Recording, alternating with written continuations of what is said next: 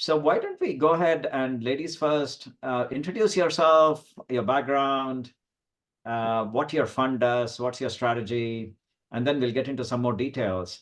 And two personal questions, if I may. One, just choose a fun fact about yourself, whatever you want to choose. And two, I'm going to go ahead and go on a limb and think all of you are about 20. So correct me if I'm wrong, but what would you say to your 20-year-old self if you were to go back in time? And pardon me if you're all below 20, but I think I'll go ahead and go on a limb and say that you're all about 20. So go ahead, Catherine, if you want to Love it.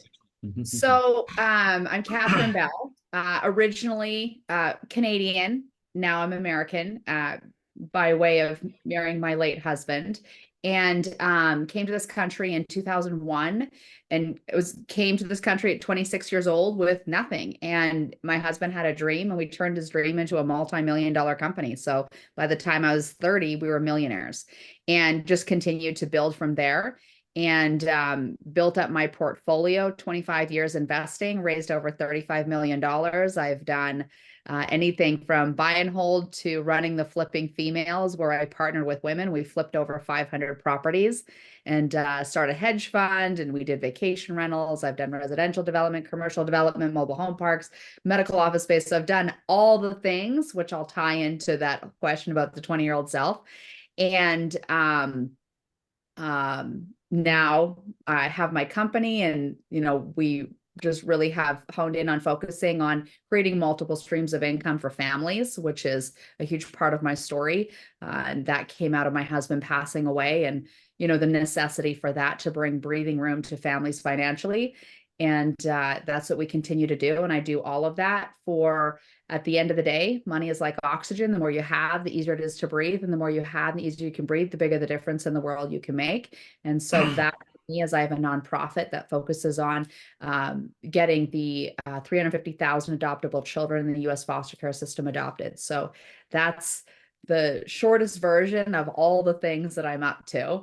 Fun fact, coolest day I've ever had in my entire life was I was 19 years old in Australia, and we went and for a horseback ride. It was a 5-hour horseback ride, and I love horses, and it was the coolest ride ever. I literally got to race on the beaches with the horses. I got to swim in the ocean with the horses, but the coolest part about the whole thing was my horse was an alpha horse. It was like racing, and we were racing so fast that we were racing through the sand dunes, and our horses were going so fast we were literally like leaning all the way. So we're like racing through the sand dunes, and there were kangaroos racing on both sides of us. Wow. Coolest experience ever. So I want to go back and do that again. That's like my happy moment.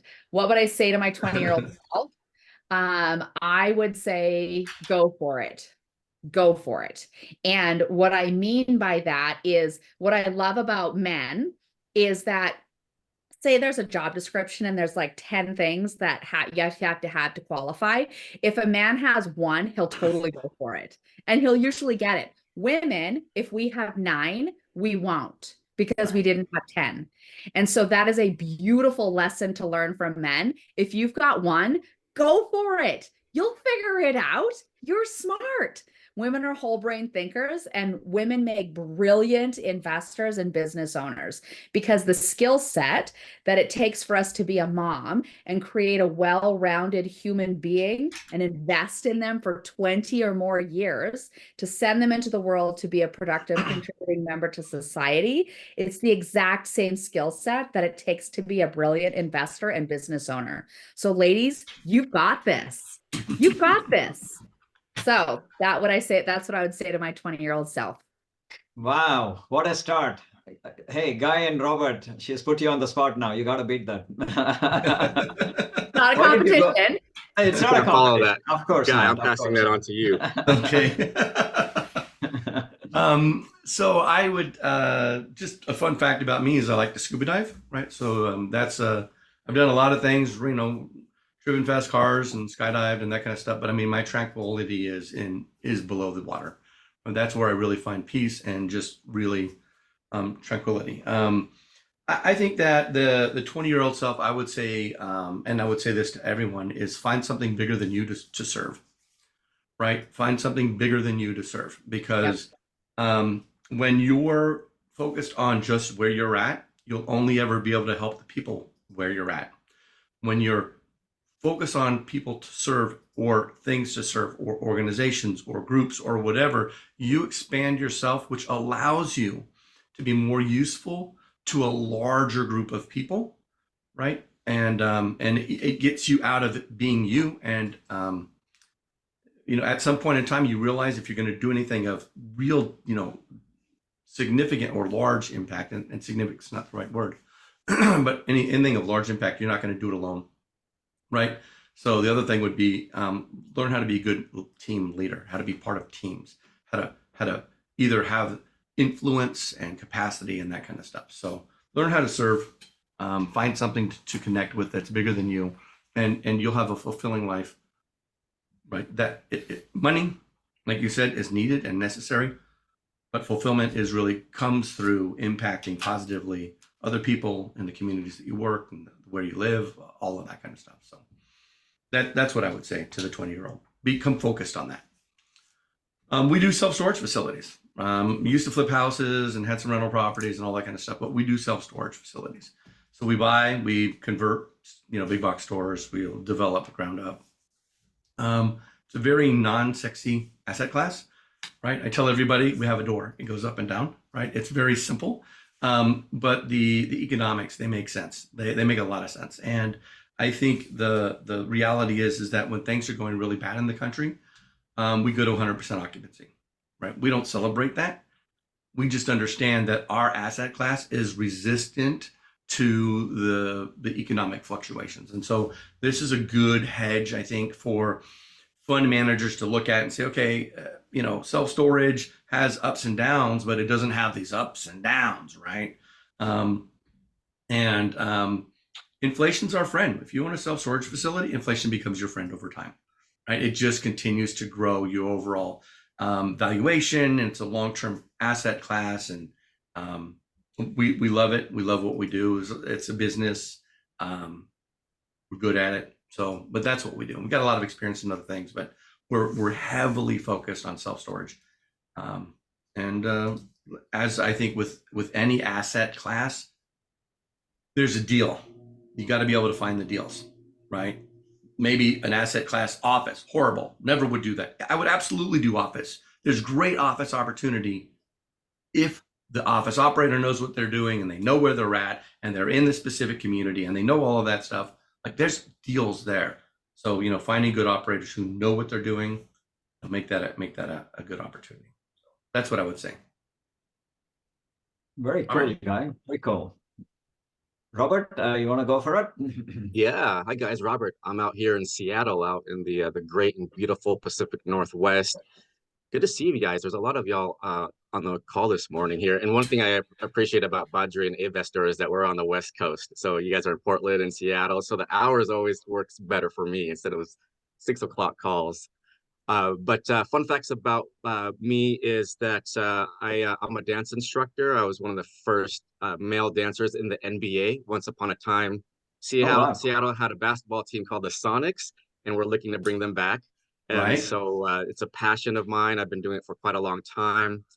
My parents are immigrants, and so I didn't grow up around money at all. And so I always feel like I'm the one person that doesn't belong in the room. So I don't know if you guys go out to networking events and ever feel like, hey, I don't really belong here per se. I have that feeling all the time. And when I'm around some amazing folks, it's always in the back of my brain. But one of the things that my parents always told me is that just get out there, spend a lot of money on your education. We grew up poor, but that was the one thing my mom always said that she would completely support all the time. Right now, the big problems that we want to solve, and I think about it that way in terms of what problems we want to solve. I'm the proud uncle of a new a 2-year-old niece, and I love her to death. I don't have any kids of my own, right? But mom and dad, we always talk about, oh, what do you want to be when you grow up? You're going to be the doctor. Very Asian thing to do. You're going to be this and you're going to be that. And I said, you know what? I heard someone ask the phrase, what problems do you want to solve? And so for us, housing is a key crisis right now, and so that's the problem that we're choosing to solve with a fund. Right now, we're 7 million homes short in the U.S., and it's only getting worse. So, Next Gen 23 Fund, that's our fund is we're looking to create more opportunities to add more housing supply.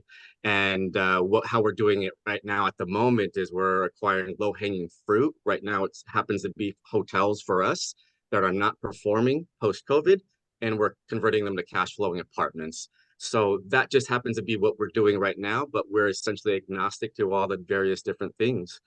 I love volunteering. I spend a lot of time volunteering at the moment with a local, I'm on the board of directors for a local group called the Asian Real Estate Association, where we're putting out classes and education for folks that just never had access to a lot of things that we're learning in this community.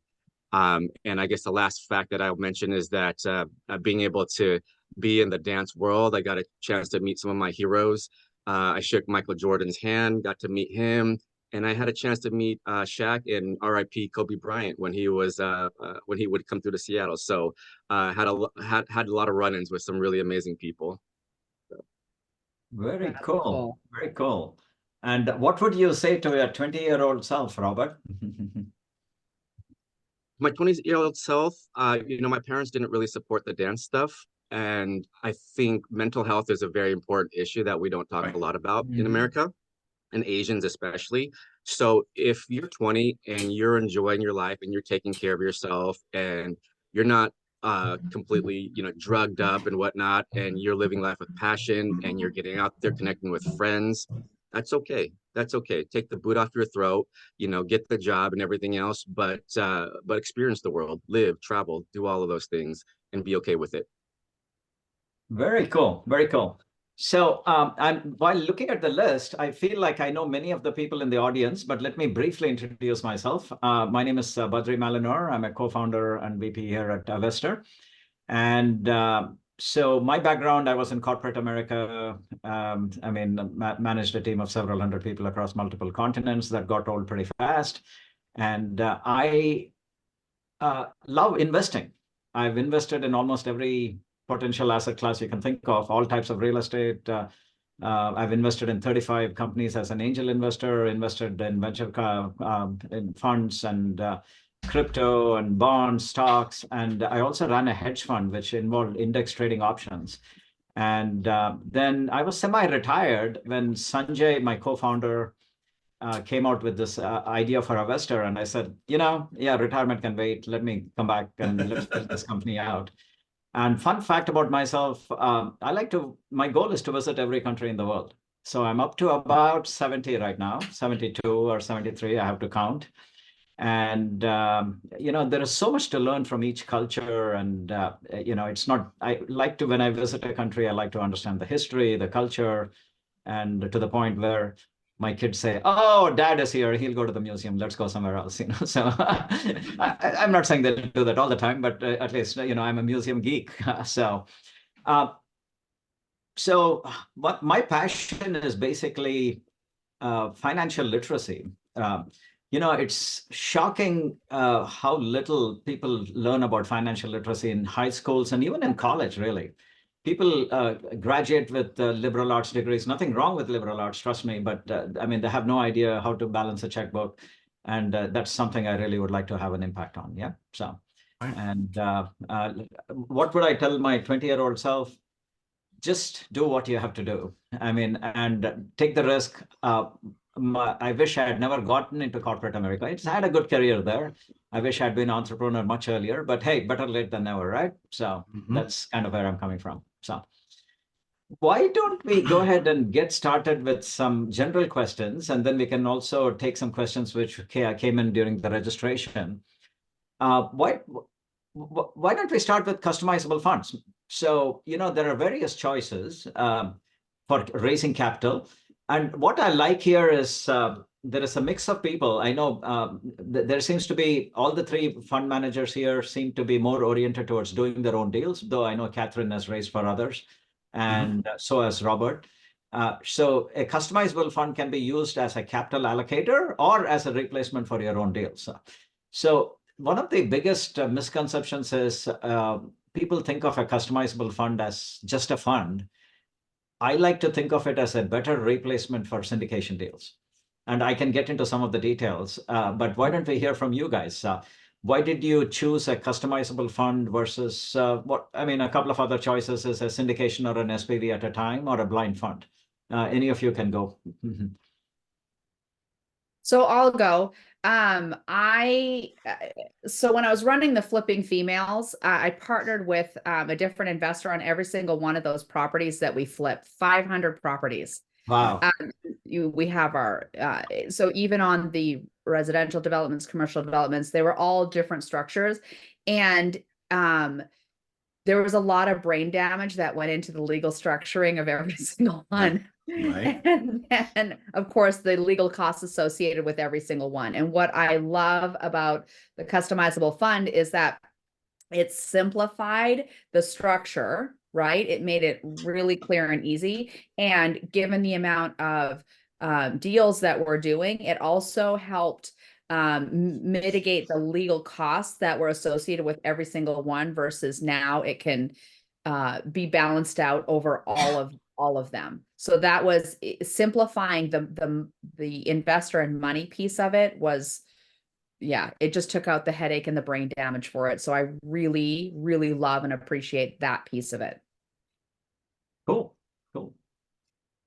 Guy, Robert, anything to add there from your perspective? Go ahead, Robert.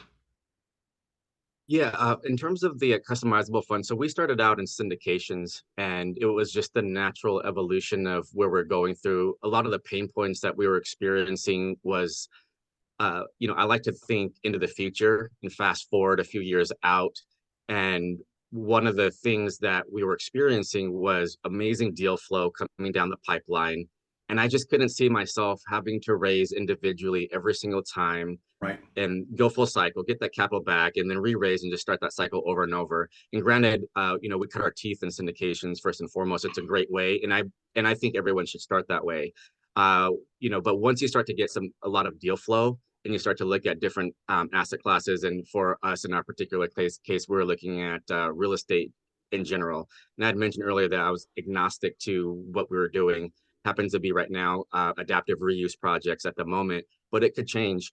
And so being able to take down different types of deals, contingent upon our investor and our LP appetite, we would be able to basically take out our Swiss Army knife and then cut them up into different areas and parts to say, hey, you know what, we're going to be looking at this particular project over here and these ones, and they all are part of the same broad asset class, real estate development, RV parks, storage units and whatnot, to see like what makes the most sense for our thesis for our investors. And so being able to do a customizable fund allowed us to eventually just scale it in that way, where all of our investors are signing one PPM.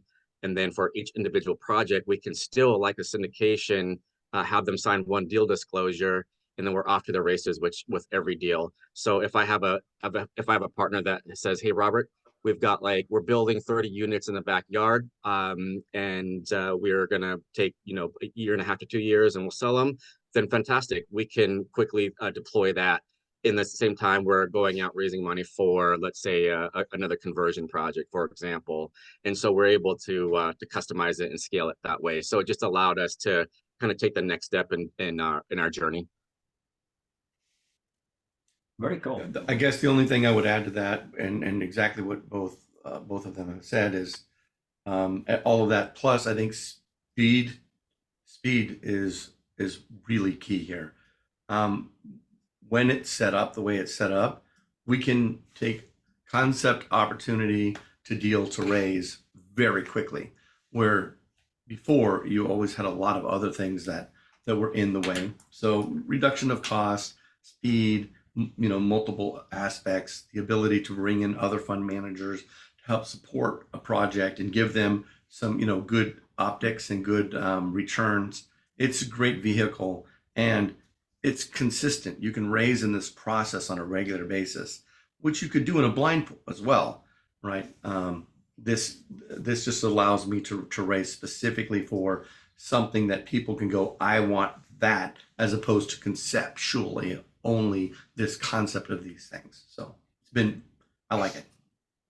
Very cool. Very cool. So just to build on what everyone has said here, a blind pool fund is an option. I mean, so many of you are here to look at different options and also look at markets and all that. The challenge with a blind pool fund is that you must have already earned the investor's trust to invest blindly, right? Which is hard to do. I mean, unless you have raised tens of millions of dollars or maybe hundreds, like maybe Catherine and others have. It's hard to, or even if you have, people like to know what they're investing in. It's like And me they going want to control of Fidelity it. and exactly, Yeah. exactly. It's me like going to Fidelity and say, I like your mutual fund, but I like this 10 stocks but I don't like this 5 stocks. Can you remove it? I don't think I can quite pull that off. No. So it's really the flexibility where you get all the benefits of the syndications and 100% of the depreciation benefits flow through. And one of the questions which came when in the registration, so I'll kind of address that and then we'll interleave various questions. Some will be related to customizable funds, some will be related to markets, capital raising. We'll interleave all these questions. Is where exactly do the cost savings come in from a customizable fund? I think many of the panelists hinted at it, but let me kind of crystallize it to 4 different categories. So it's 1 ppm. So you're saving 10, 15, 20, depending on which attorney you're working with, $1,000. Then it's 1 blue sky filing. So I think both Robert and Guy alluded to it. If you're doing 4 syndication deals a year and you have 10 states, investors from 10 states, you have 40 blue sky filings. Now, I'm hoping that many of you know what a blue sky filing is. You have to file with the local state authorities for the first investor from each state. Less accounting, less taxes, less number of LLCs. And so that's where the savings come in. And we do have a calculator which kind of shows you your actual cost savings. And even if you do 2 to 3 deals a year, it's 40 to 70% cost savings, right? So, and I do agree with what Robert said. If you're not sure whether capital raising or this industry is right for you, starting a syndication or an SPV is a good way to start. Try it out, see how you like it. If all you're doing is 1 deal a year, then maybe a customizable fund or any fund would not be a fit for you. Maybe you should just try do that 1 deal and then see how it works out. Yeah. So one question I did have, like I said, I'm going to interleave questions related to funds and customizable funds with some general questions. What kind of techniques do you guys, at the end of the day, there are 2 aspects to running a fund. Find the deals, find the investors. Very simple, right? I mean, not so simple, but Right. You can try to simplify it. We'll talk about deals in a second. What are some of the techniques you use for attracting investors? I mean, there is a wide range of things you could do. I'll let anybody go ahead and jump in here. So for me, most of my investors have been with me for 10 years or more.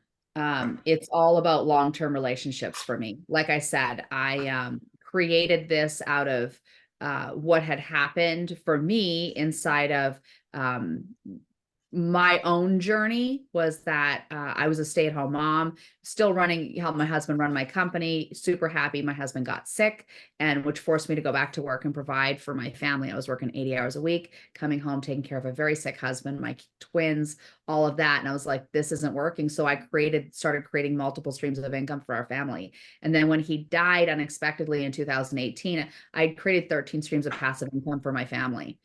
And that was what gave me the breathing room to give me a year to grieve and to figure out what I was going to do.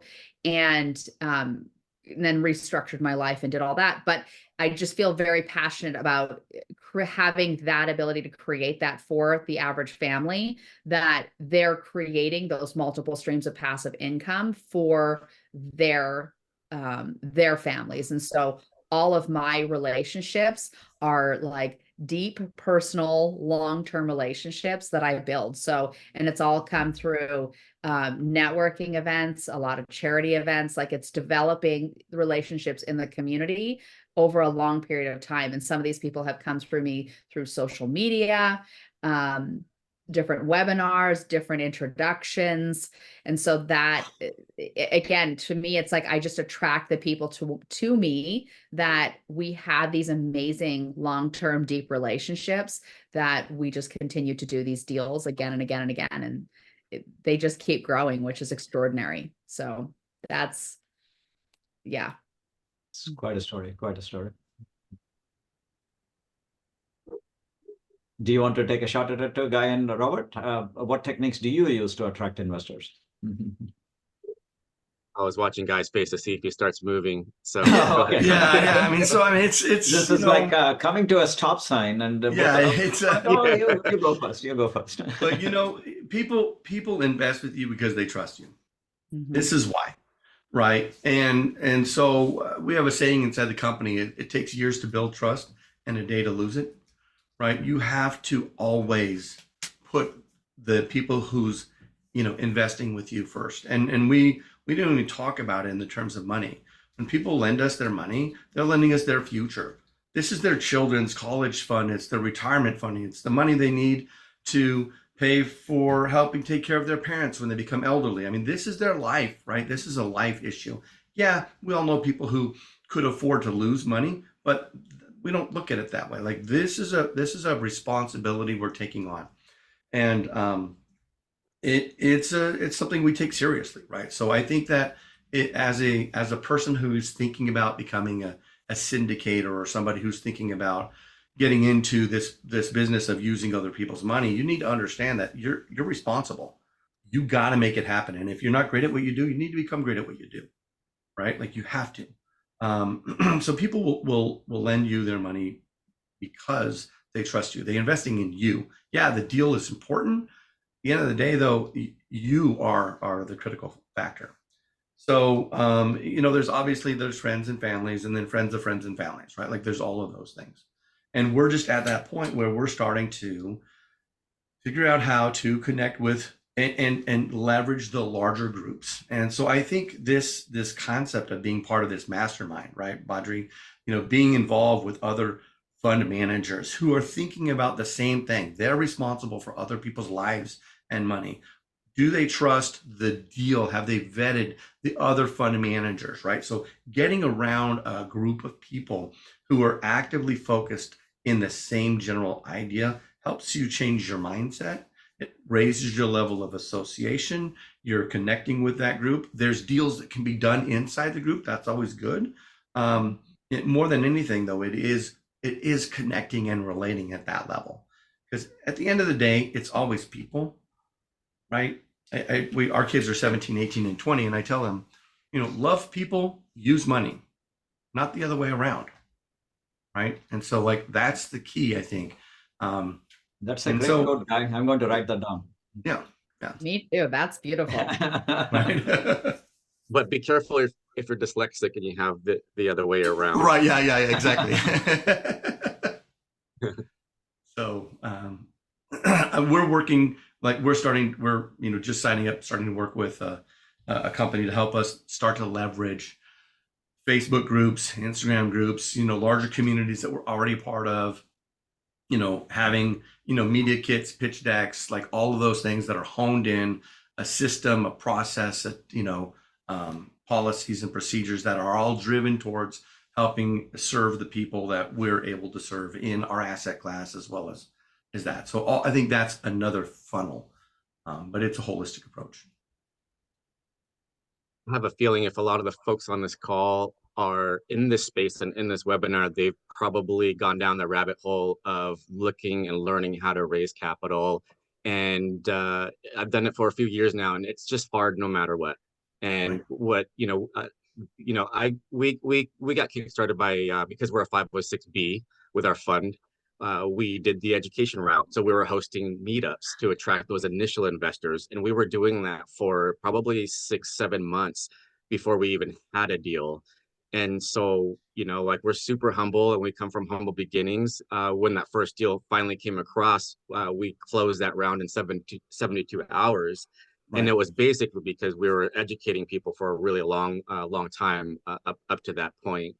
And there's various stages to this because, once, like not everyone is going to be successful with friends and family. We don't come from that. I don't come from that background where, everyone's got 50,000 or 100,000 liquid to go. So then the question is, where do the rich people hang out? Where do you go get the money? Where do you go find them? And as Catherine said, it's like you look at different areas where they're all hanging out and you put yourself in that room. Right. And then the problems change. So over the weekend, I was at a family office forum over in Redmond at Microsoft campus.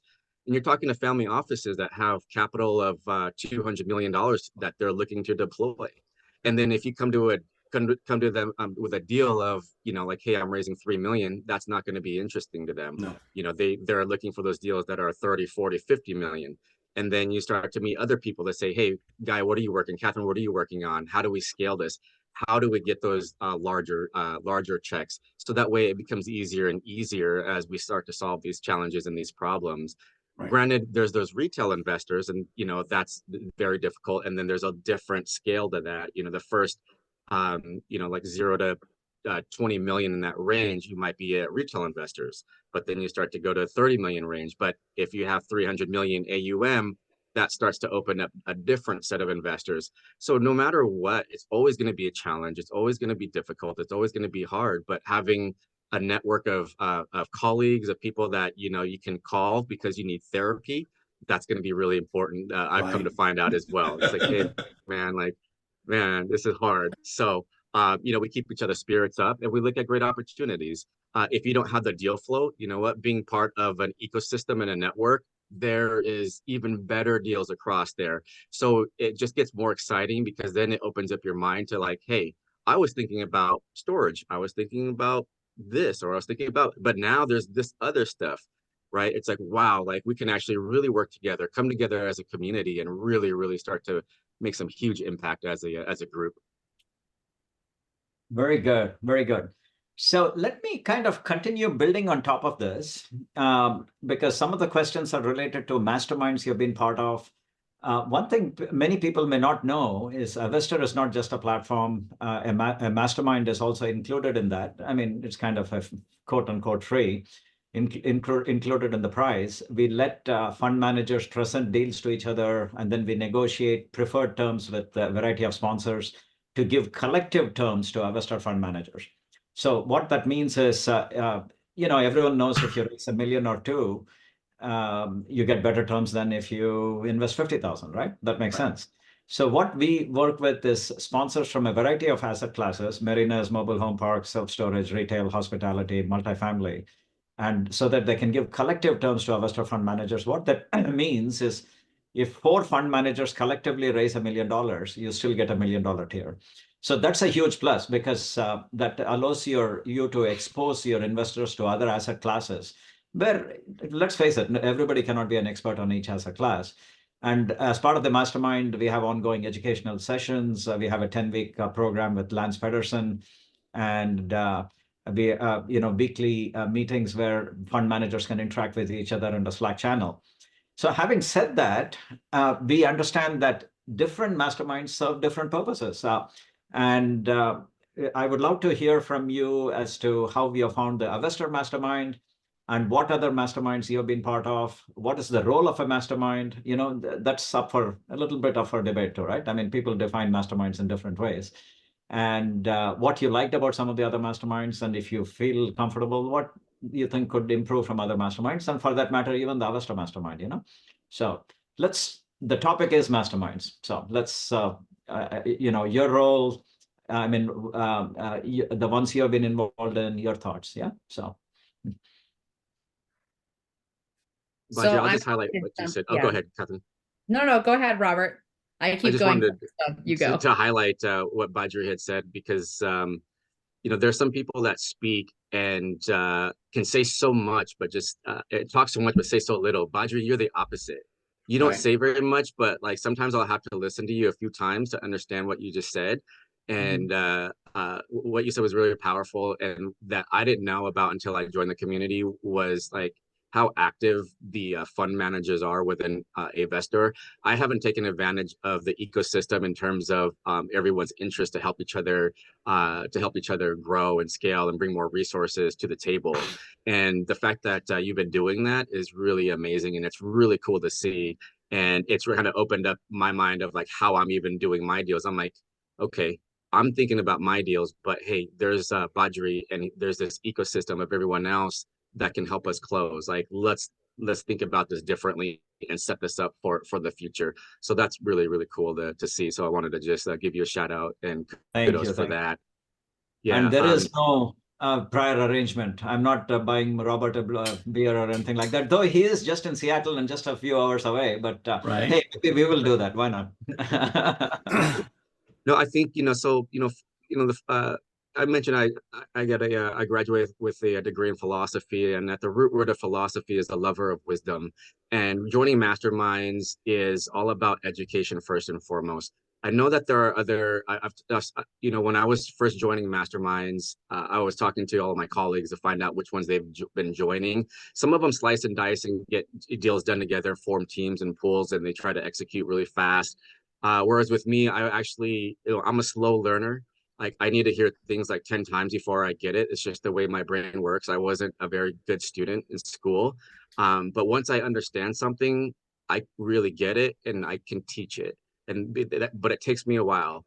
And so for me, education is super important. The people around me that I choose to work with, I care a lot about, and I want to see them successful. Mm-hmm. And the masterminds that care about their students and their successes and their education, and I think that's really paramount. So for me, shout out to my mastermind. I joined Jake and Gino. So Jake and Gino community are very active in the education component. In terms of all the tools to create syndications or CM, that's not what their mastermind is for. But it really got me kickstarted into having a national database of boots on the ground, of people to call to say, hey, what do you think about this market? What do you think about these opportunities? And so that's really important for me to, at least in the initial stages, the foundation to kickstart everything. So joining, and using a platform like Avestor, there's other options out there. But, at the end of the day, software is software. It's a commodity for some of us. They all relatively do the same things, but look out for groups that can also help you scale, keep the education going as well. Thank you, Robert. So I've been involved in masterminds for decades now. And for me, I actually wrote down a whole list because I wanted to make sure that like why I have these is it's to learn what I don't know. If I'm the smartest person in the room, I'm in the wrong room. And so I intentionally always have put myself in rooms where people are way smarter than me and have way more profound connections than I have. And go in there completely like raw and vulnerable, like, I don't know, like, here's what I don't know. What should I know? And those have been the masterminds that have been the most fruitful, is just coming with a complete open mind for me. And that here's the things that for me, the ones after all the decades of doing this work that are really important for me, my conditions of satisfaction of working through it is making sure that the materials that they have, the training, the education, like is in the direction that I want to go, and that it's actual usable, shall we call it boots on the ground, usable material versus just a bunch of philosophy and like theories and ideas, right? And how do I know that? One of my conditions of satisfaction of choosing different masterminds is I literally ask, like, I want to speak to 3 people who have been in that mastermind for the last 3 to 6 months and have gotten direct results as a direct, like, I'm saying commas in the bank account results as a direct result of that particular mastermind. I don't want to quote on a web page or somewhere else. I want to talk to the people. And like, I need to know, like, I know my time is value, my money, my energy, my resources, everything's valuable. So I need to know, because again, I have been a part of other masterminds that it was a smoke show, you know, it wasn't what they claimed it was. And so this is how I developed my conditions of satisfaction inside of interviewing and getting into different masterminds. And I came in there very clear what I was looking for and by when I needed it. So having the tools, the connections, being able to collaborate. Oh my gosh, that is extraordinary. So we just are wrapping up our capital raise, and thanks to Avestor and this platform and this community that you've created, Baudry, it is so beautiful. Like, we had, you know, the final piece of it actually came from somebody who's a part of this platform, you know, so having this beautiful ability to collaborate and to share and to, like, just the openness of it is, oh my, I mean, that in itself, like, I don't even know how to say how much that's worth. It's so extraordinary. And then the other piece, it's a really big piece of it, that I love, is that Guy actually pointed to. It's that ability to be a contribution. Like, what I love, Baudry, clearly you're a freaking genius. You know, so is Sanjay. You guys are beyond smart, which I'm so grateful for, because I can go to you and ask the stupid questions, but you never have me feel stupid. Like, you guys are just like, yeah. And you'll tell me, you know, just like Robert was saying, Robert, I have to hear it over and over and over before I get it. And every time you guys explain it, it's like the first time, and you're so gracious and you go through it. So I'm like, thank you for teaching my little brain over and over again till I get this. And then allowing us to be a contribution with the, you know, the little slivers of wisdom and that we have to bring to the table. So for me, there's been a holistic approach to the whole thing. And given the decades of doing this, I feel like I just have a deep, deep, deep appreciation for this community that you've built and that you're continuing to build. And I think for me, the other piece was when we went to the retreat in Portland, and it was a small little retreat. It wasn't this massive thing, but I really got to experience your whole team, everybody's hearts, and how much everybody cares. Like, the whole, like, I feel like you guys embody just what Guy said, like, love people, use money. Like, that is who you all are as the essence, you know, of this whole community. So that for me is a really important piece. And because that hasn't been in other communities, I've left those masterminds. So again, for me, having really clear conditions of satisfaction, and then trust that they're telling me it's there, but then verifying that it's there, and then leaning in and doing the work with everybody. So anyways, that's the most important part for me of what you've built here. Thank you so much for the kind words, Catherine. Looks like my list of people I have to buy a beer for is growing now. So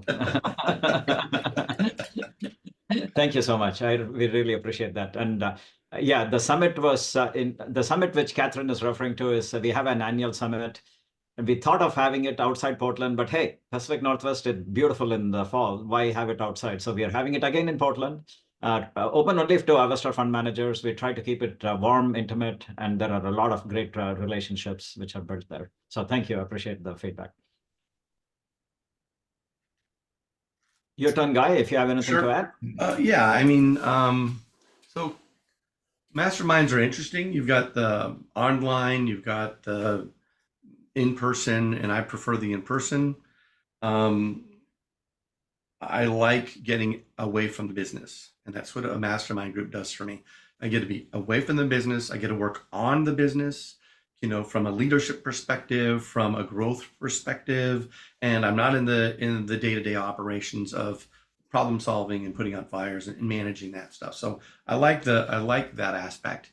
One of the ways that I know if the event was good or not is I typically take one more day, and I've got a delegation list, right? So people hate it when I go to masterminds because they know I'm going to be delegating to them, right? It'll be a delegation day. Is the day after is I'm delegating, because if I don't delegate before I leave, then, you know, it sits on the bottom of a pile and 3 months later you forget about it. So I've learned about myself, my process. I'm part of two mastermind groups. One is the Collective Genius with Jason Medley, and the other one is Scalable with Ryan Dice. And they're very specific. So Collective Genius is all real estate, and it's all real estate across the country. And majority of them are residential, fixed flip, that type of stuff. And some big players, right? I want to say one of the largest wholesalers did like 12,000 wholesale deals in a year, right? Like it's a lot of deals, like a lot of big players. And so get some egos in the room. And I think it's up to the leadership of the mastermind to make sure that the people in the group are in alignment with the philosophy of the group. And so I know Jason's done a pretty good job with weeding out some of the people who are, all about me and all that kind of stuff. And so I think the leadership of a mastermind is critical to make the mastermind run smoothly and efficiently. And then the Ryan Dice group, the Scalable, is about scaling your business.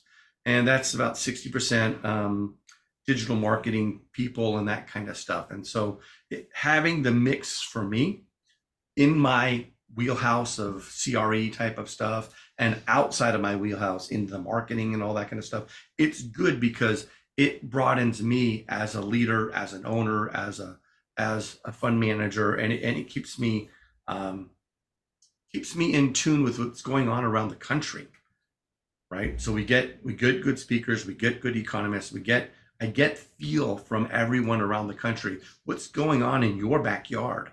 What issues are you experiencing? And staying on top of that is very valuable to me, and it helps me make decisions about what I'm doing and how I'm going to make things work better and make changes. So for me, masterminds, critical is the leadership. Weak leadership equals weak mastermind. That's just the way it's going to be. So I feel like really strong leadership here, Badri. I think getting out of the day-to-day and raising your level of association, right? As Catherine said, if you're the smartest person in the room, be there to help others, right? But don't only be in that room. You've got to grow, right? And so then go to a different room as well and learn from others. So that's how I look at masterminds. Very cool. Very nice and different perspectives from everyone, right? I mean, that's why we have multiple star fund managers in this panel. So yeah, there is definitely different types of masterminds. There are some masterminds which focus on asset management and some, I think there is room for multiple masterminds, and we do want to build out our mastermind as well. And the one thing I quickly wanted to mention for people on the call is any money you pay towards joining the Avestor mastermind, not many people are aware of that option, is completely chargeable towards creating your own fund. So if you're at all interested in that, I think very few people offer that option. That entire amount can be offset for when you start your fund. So you can interact with other fund managers. It's a way of tiptoeing your into the water, if you will, before you proceed. Yeah. So let me, like I said, I'm going to prioritize questions which came in the chat window. I'll go ahead and take this question if it's okay with the three of you. The question is from Corey King. I'm thinking of starting a 506B fund. I hope people are familiar with 506B versus C syndications, where 506C is only open for accredited investors, but you can advertise. 506B, you cannot advertise, but you can have 35 non-accredited investors. So the question was, are you still limited to 35 non-accredited investors? Unfortunately, yes. I wish we could rewrite the laws of the land, but that's not within our control.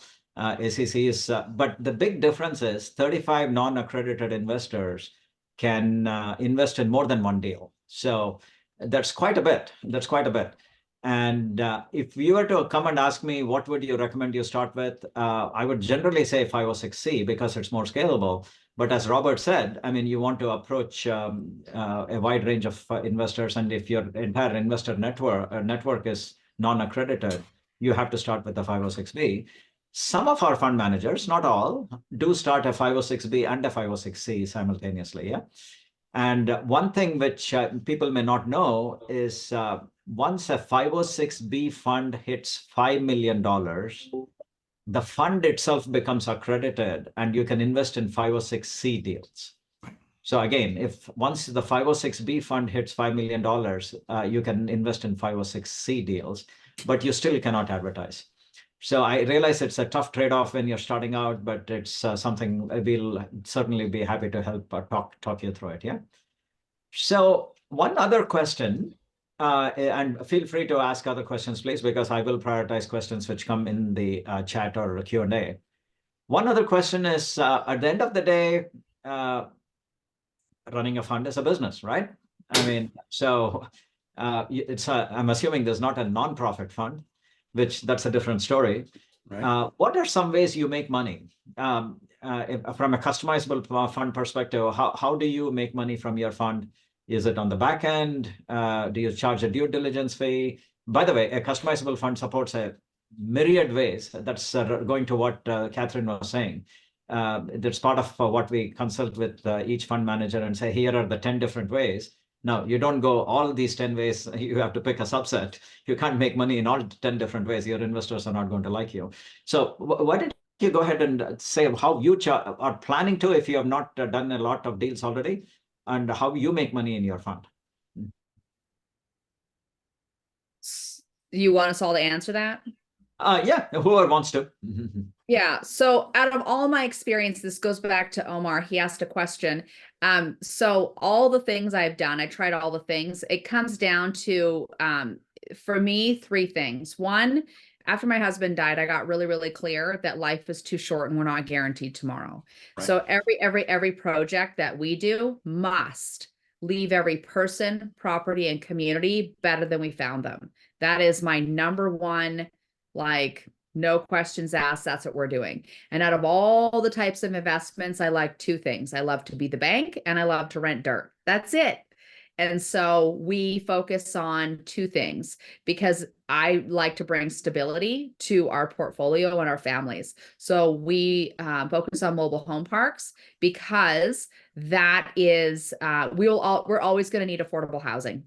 No matter what economy in, good, bad, doesn't matter. We're always going to need it, you know, and Robert alluded to this, that, yeah, if there's a massive shortage going on. So I love mobile home parks because I'm not responsible for the structure. I just get to rent the dirt. I'm good with that. I don't do tenants and toilets or guests and toilets.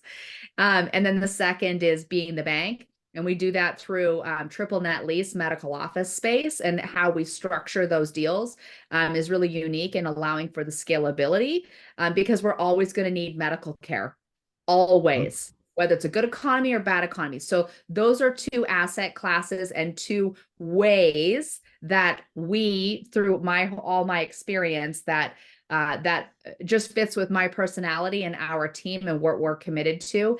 And that's how we do it. You know, we always talk about the tortoise and the hare. The fixing and flipping was the hare, and it was fun, all the befores and afters. But being the tortoise, just the long, steady, boring, renting dirt, being the bank, like that's, you know, the tortoise always won the race. And so there's nothing sexy about renting dirt or being the bank. There's nothing exciting about it, except for the fact that it's just this long, steady. So it's figuring out for you and trying all the different things, but figuring out for your personality and your philosophy, you know, what is it that that really makes your heart sing?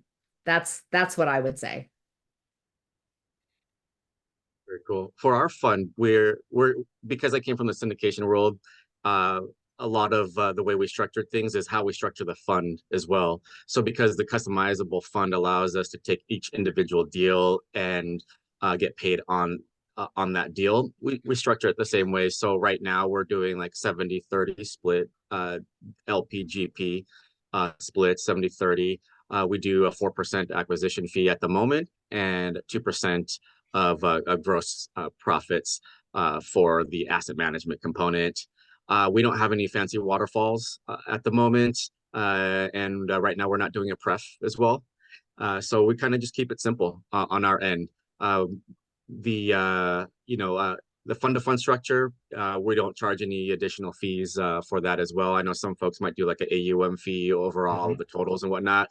Haven't gotten that fancy yet. I don't think we will. And, you know, if we go down like the path of other asset classes, you know, we'll consider that. But right now it's working for us. And so we're keeping it investor friendly at the moment. That's how we're structuring it right now. And I mean, along same thing with us, Robert, probably along the same lines. Similarly, we have a philosophy which is a confused mind says no, right? So if the waterfall structure is too confusing for people to understand, then they're out, right? Like if they have to take, an hour to understand how they're going to get paid, then there's a problem, right? And so I think for us, doing a pref, doing a fee, some sort of fee. If we're doing a build, we want to take fees along the build cycle. We like to make sure that money generated, fee generated is kind of in alignment with the effort needed for each of those stages of a project. There's also we also look at things from risk mitigation factors, like you have high degree of risk in pre-development, you have a certain level of risk in the construction cycle, you have a certain level of risk in the absorption phase to break even on operation, then to break even on DSCR 1.0, and then break even in DSCR 1.25. Right? So as you de-risk the project over its life cycle, then it becomes less risky, and so maybe the fees might be pushed out further, right? So you want to structure the deal accordingly. Investors aren't dumb, right? Don't take advantage of them, right? Be fair to yourself, be fair to them. Do 100 deals, not just this deal, right? And so just structure it in a way that makes sense to you, that helps you do what you need to do and doesn't put you behind the 8 ball. At the same time, when you're freed up emotionally and mentally to be able to do what you need to do, you're working at your best peak performance, and that serves everybody in alignment. All the banks, all investors, all subcontractors, all vendors, all customers, like everybody gets served well when your mind is clear. So make sure that you're appropriate with yourself, but not greedy. At the same time that you're taking a longer term approach, like you said, Catherine. The tortoise is where it's at, right? It's a get rich slow program. Maybe not get rich slower than other programs, but it's definitely a get rich over time program. There's a saying, which is, if you help enough people get what they want, you can have everything that you want, right? Focus on helping the other people get what they want. And what you'll find out is that what you want is to help other people get what they want. That's Right. what the reward becomes. Guy has all these one-liners. Well, they're true. I mean, this is No, absolutely. Absolutely. That's very cool. That's very cool. So I just want to say one more thing based on what Sure, Guy please. just said. Is you reminded this of me. I heard this at a women's investing conference we were at. So people usually wait to invest, but the key is to invest and wait. Yeah. Like that's what you have to understand. Yep. Very cool. Very cool. So I do have a couple of requests. We are almost running out of time. This request is for Bronte. Bronte, some people have asked, how can I find out more information about Avestor? So maybe you can put a link to the bi-weekly webinar, which we do. It's a live webinar. And also put a link to other resources where they can book a strategy call with Avestor. So one other question, which I like I said, I want to prioritize the questions, and I missed this question. This is actually for you, Catherine. And let me just read this out just in case. Could you tell us about your process in using, this is from Omar, in using Avestor for your fix and flips? Within that, are you finding the flip and then quickly raising the money to buy it? Or do you already have a pool of funds raised from multiple investors and you get approval to allocate it? The good thing is, let me quickly say, either option is possible, but let me see what Catherine wants to planning to do. Yeah. So I didn't have this. My fix and flips were done a decade ago. So this platform didn't exist when we were doing those. It was one JV at a time. So yeah, we've got the mobile home parks and the triple net lease medical office space. Could you do it for this? I mean, I would say have a call with like Avestor and go over that and have, do the numbers, and the numbers will tell you what to do. Like Baudry, you just said that you guys have that calculator that you could actually plug in all those and see if this would fit for exactly what you're wanting to do. So have a call with them. They'll walk alongside of you and be amazing. Okay. Okay. So no, very cool. Very cool. Yeah. Just to build on that, so you can have multiple deals in what we call a mini blind pool fund, or you can have separate deals. And one thing you could do is you take a fund level minimum. I think many of the fund managers here are doing that. You can say it's $50,000 or $100,000 to get into the fund, and then you can allocate $10,000 per deal. There's a wide range of flexibility. I think we're running out of time here, so I won't get into the details, but that's all part of the strategy calls. Yeah. So it looks like Catherine did not have a Avestor when she was doing fix and flips. Otherwise, she could have done this a lot more streamlined, I think. But so I think we're running out of time. There were great pearls of wisdom here. I really, really want to thank the panelists for taking the time. But I also want to give them one final opportunity. I know I didn't address all the questions. I tried to do as many as I could. But any final words of wisdom, or words of wisdom puts too much pressure. Anything you want to say finally before we wind down? So words of wisdom are create your conditions of satisfaction and create that out of all of your experience that you've come with and you've already had. And if you don't, come to the calls and ask, what should I be asking? Like when I don't know what to ask, I literally ask that question. If you were me, what would you be asking? And the wisdom that comes from that is extraordinary. So yeah, that's what I would say. Go for it. There's a lot of legal issues and a lot of things you don't know that you don't know. So do not be afraid to ask those dumb questions and feel like you don't know anything, because that's really what's going to help keep you in compliance, especially with the SEC overseeing, this asset class that we're all playing in. So be surrounded by people that are smarter than you, and take advantage and reach out, ask questions.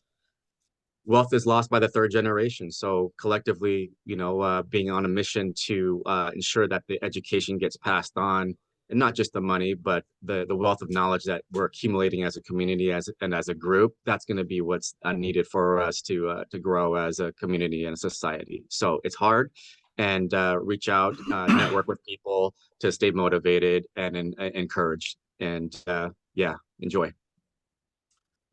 I would agree. Thinking of what Robert just said, don't give this a try. Don't try it out. Commit to it, right? This is not something that you just give it a try and see how it'll work out. There's a lot of landmines, right? Like, don't go out there and just, hopscotch your way through this thing and hopefully you'll make it okay, right? So I think Avestor is a really strong community of people who have gone out there and learned a lot. Everything I know really came from being educated by other people. I like what Catherine said. Ask, what am I not asking, right? The answer to those questions have led me down roads that actually led me to this road. I'm not this company, but this road really led me down this road. The fact that Avestor's got a back office compliance process, this is a huge gain. Like there's a certain thing that if you're not a legal mind, if you're not an attorney, if you don't have, consumer compliance background, that kind of stuff, there's a whole lot of things that you can do wrong, that you can say wrong, especially if you're a 506B, right? Like you want to make sure you're working with people who know how to help you protect yourself from yourself, right? Don't be posting on Facebook. Don't be talking about there's just certain things that are regulatory that if you don't know, you don't know. So I would say commit, become great at this, right? Connect with, this is a great group of people who have a wide range of experiences, and there's some extremely knowledgeable people in this organization that can help you get to where you want to go. So that's what I would say. What a great way to end. I think we are 4 minutes over time, but I guess we'll forgive that. And thank you all for coming. Great panelists. Let's give them another round of applause here, virtual round, I guess, if we can't see you. Thank you so much. I really appreciate you joining us here, and wish you the best of luck in your funds. And more importantly, in all the social endeavors, which you pointed out. Each of you is passionate about a social cause, which is very different. And that's what our world requires. God knows we have enough problems to solve. There is no lack of problems. Right. And I really appreciate the focus on the social causes. and let us know how we can help. And thank you all for joining the audience. You've been great questions, and I hope to see you again in a future webinar. Thank you. Thanks, guys. Bob. Thanks, Thank Badri. you. Amazing. Right. Bye-bye. Bye-bye.